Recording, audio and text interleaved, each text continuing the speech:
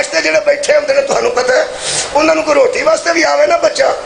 कि अबू जी आके रोटी खा लो आंदा तुम ही दफा हो जा तो मां नू आख परा मार जिथे मैं फसे हैं तुम रोटी दी पई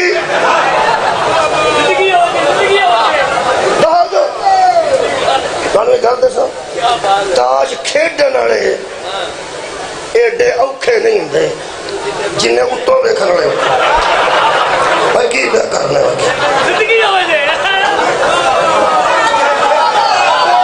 मैंने तो जांच नहीं मैं सच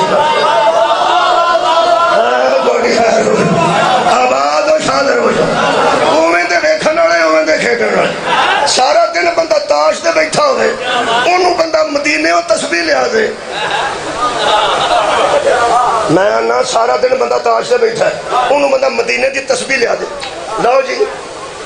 होंदा किधर आंदी होंदा तेरे लिए होंदा जुगता ना करे अल्लाह दे बंदे किसी नमाजी नूं दे इसदा मतलब है नमाजी नूं तस्बीह देनी चाहिए ताश वाले नूं ताश देना चाहिए यार तेनू पता है इनू की देना है एदा मिजाज कैसा है इनू की देना है एदा मिजाज कैसा है रख मौलवी कुरान ते हाथ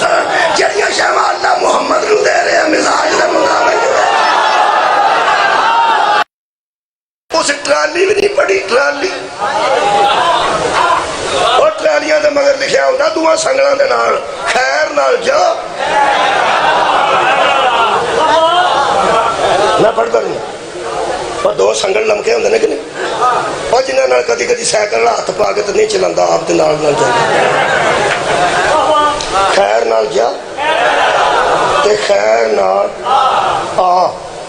मैं एक बंदे ने छड़ दे ट्राली की जान सैकल तेरे कोले आप चला आंदा थक गया तो मैं उस ब्रेक लाई तो तेरा की बने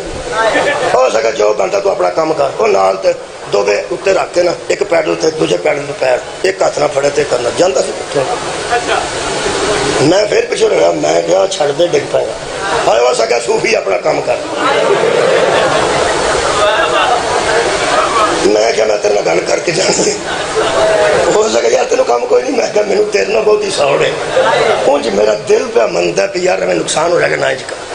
हो सका फिर मैं इस नहीं जाना ही तो तू आप मौज कर तेन की तकलीफ मैं फिर तेन मैं गल करूँ हो सकता मैं क्या तेन एक गल दसा हम तेन आराम है हो सका आराम चलाना पैंदा ही नहीं जोर लगता ही पाया नहीं मैं क्या फिर जिंदगी विच ना दामन में किसी ऐसे का फड़ नहीं फिर जोर ना